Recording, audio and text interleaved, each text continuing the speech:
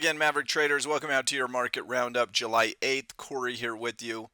We're going to take a look at meaningful news in the markets. There's always something moving. As they say, there's always a bull market and a bear market in some location. And so it's our job to figure out where that money is going and identify the next best setups, be them up, down, or sideways. Disclaimer. This video was created for professional stock and option traders. Maverick Trading is a proprietary trading firm that employs professional traders around the world. Our traders trade firm capital and keep 70 to 80% of profits they generate. All trades and analysis in this video are for professional traders only.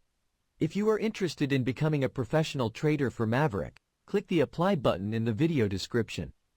Let's break down what happened today. So as we look at the markets, most of the Mondays, I do the market roundups on Mondays, seem to be coming in quiet. As you look at returns, basically flat, a little bit of an outsize performance in the Russell 2000. Now we know how bad the Russell has been. Tech, large cap tech, the Apple, Nvidia, Metas, Microsofts, those have been leading the markets, and everything else has kind of languished. So it's nice to see IWM perk up. IWM, we talked about RSP, which is the equal weight S&P 500.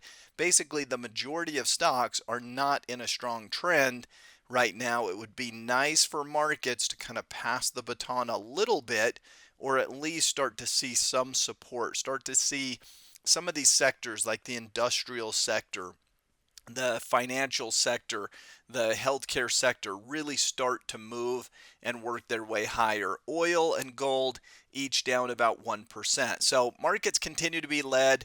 Nvidia got an upgrade today. Price targets raised to 150, and no surprise, Nvidia had a decent day. Equal weight S&P still sideways and still stuck in its trading range.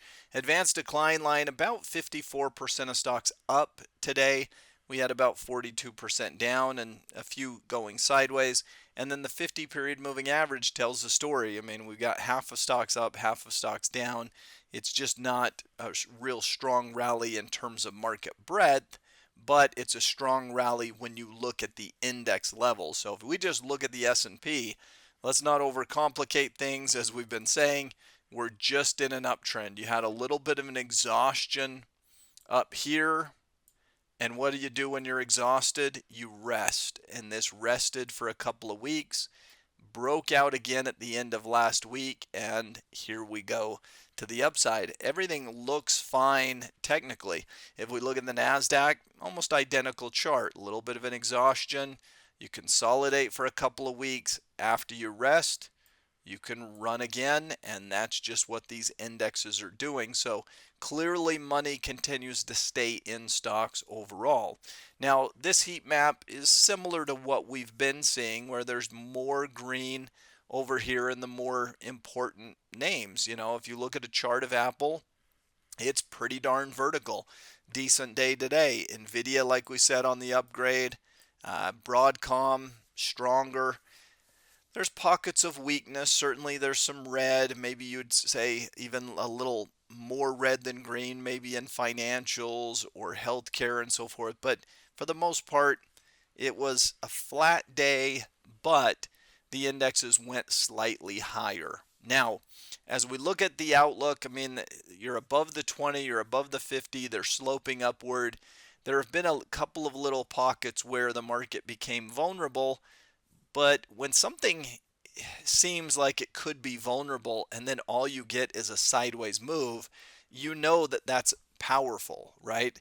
If something seems like it's a little overdone, but then there's not even enough selling pressure to push it back down, all it can muster is to go sideways, that's a sign of strength. That's not a bad sign. So consolidations, refresh the move, allow the asset to rest up a little bit, and then take off strongly once again. And that's where the index levels have been doing that.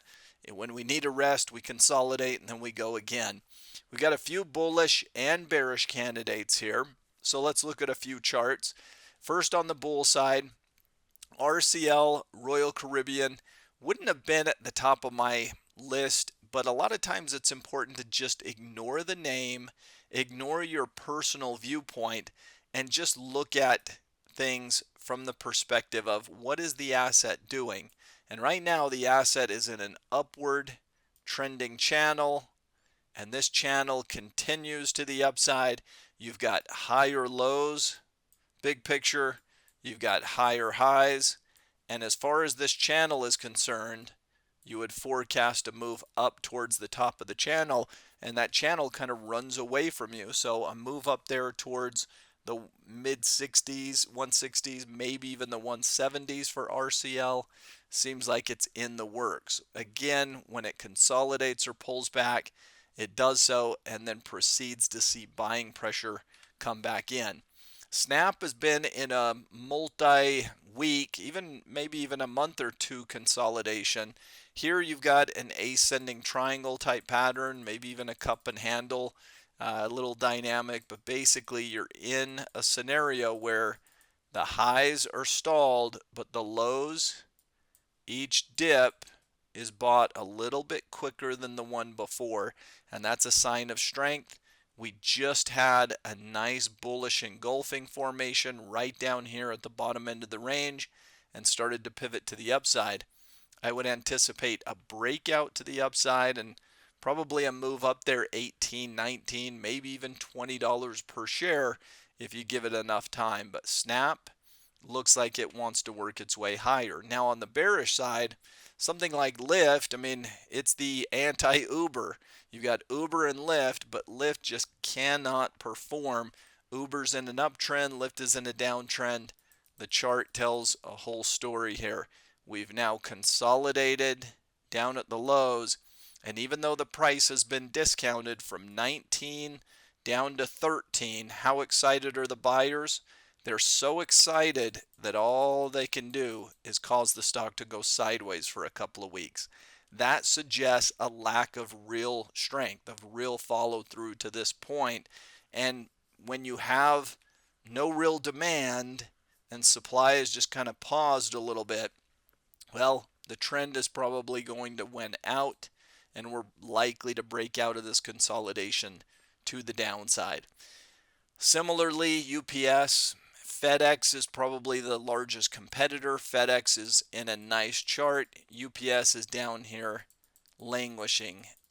Descending triangle, consolidating for multiple weeks, reversed just today at kind of the top end of the range, and I'd expect a move down and through support seems pretty likely. So there are things that have been in these consolidations, but when you have a strong market environment, you have competitors performing, you have everything that you want to see that should be working, and yet these stocks cannot get off the ground, that's a problem.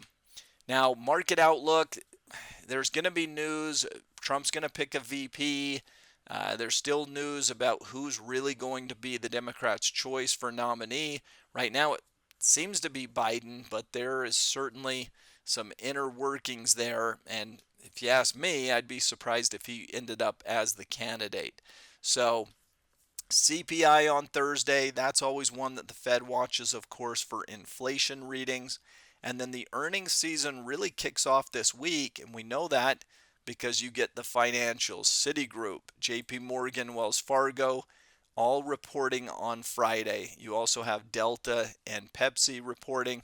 But when those financials report, that's really the start of earnings season. So we're going into the next couple of weeks will be big for earnings. You're going to get all the biggest names over the next couple of weeks, Apple and Amazon and Google and so forth. So be aware, earnings season is just about to begin. Hope you enjoyed today's market roundup. Have a great week, everyone. We'll see you next time.